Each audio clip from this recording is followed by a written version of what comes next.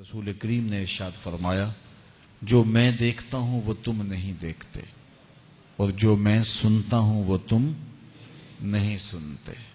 اللہ نے نبی علیہ السلام کو جو سماعت عطا کی ہے، ہم اپنی سماعت کو اس پہ قیاس نہیں کر سکتے، اور اپنی بصارتوں کو اور اپنی سماعتوں کو نبی کی سماعتوں کے برابر ٹھہرانا بہت بڑی حماقت ہوتی ہے۔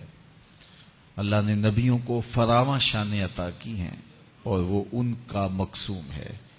تو میرے حضور نے فرمایا، جو میں دیکھتا ہوں وہ تم نہیں دیکھتے، جو میں سنتا ہوں وہ تم نہیں سنتے۔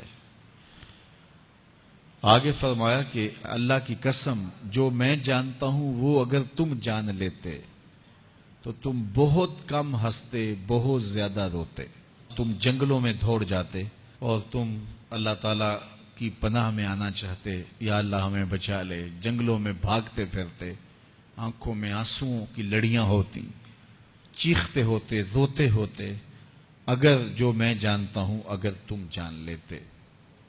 قال ابو ذر، حضرت ابو ذر اس حدیث کو روایت کرنے کے بعد فرمایا، کاش کہ میں درخت ہوتا اور کاٹ دیا گیا ہوتا، میں درخت ہوتا جانور کھا گئے ہوتے۔ اللہ اکبر۔ مائے نی مینوں کانوں جمی تے درداں کیتی مار نکمی، کہ دے اگے کڈاں ابالے نو کوئی آکھے زلفاں والے نو۔ تو کہا کاش کہ میں درخت ہوتا اور کاٹ دیا ہوتا۔ حضرت عمر رضی اللہ تعالیٰ عنہ ایک کچی اینٹ اٹھاتے ہیں، پھر نیچے رکھ دیتے ہیں، پھر اٹھاتے ہیں، پھر رکھ دیتے ہیں، اور پھر کہتے ہیں کاش کہ میں یہ اینٹ ہوتا۔ حضرت سیدنا صدیق اکبر رضی اللہ تعالیٰ عنہ درخت کے نیچے بیٹھے تھے، ایک چڑیا ایک شاخ سے اڑ کے دوسری شاخ پہ جاتی، وہاں سے اڑ کے پھر دوسری شاخ پہ آتی، تو حضرت صدیق اکبر رو پڑے، کہا چڑیا کتنی موج میں ہے، جس شاخ پہ چاہے بیٹھتی ہے، اور قیامت کے دن تیرا حساب بھی نہیں ہوگا۔ کہا پھنسے تو ہم ہیں۔ رسول کریم صلی اللہ علیہ وآلہ وسلم سے لوگوں نے کہا، حضور آپ بوڑھے ہو گئے۔ حضور کی مبارک داڑھی میں سفید بال، سر انور میں بھی سفید بال، اگرچہ ان کی تعداد محدود تھی لیکن ظاہر ہوئے۔ کہا سورہ ہود اور اس کی مماثل صورتوں نے مجھے بوڑھا کر دیا ہے، کیونکہ ان صورتوں میں اللہ کے عذابوں کا ذکر ہے، آخرت کا ذکر ہے۔ یہ وہ بابرکت وجود ہیں، وہ بابرکت ذات ہیں کہ جن کے دامن پہ گناہ کا ایک دھبا بھی نہیں ہے۔ اور میں اور آپ اپنے آپ کو دیکھیں تو ہم کہاں کھڑے ہیں۔ حضور نے حضرت عائشہ سے کہا، زوجہ ہیں رسول کریم صلی اللہ علیہ وآلہ وسلم کی، محبوبہ محبوب کائنات، لیکن ان سے بھی میرے حضور نے کہا، عائشہ گناہوں کو کبھی چھوٹا نہ سمجھنا، گناہوں کو حقیر نہ سمجھنا کہ یہ چھوٹے ہیں کوئی بات نہیں، اس سے کیا ہوگا، اس دن حساب ہوگا، اس دن پوچھا جائے گا۔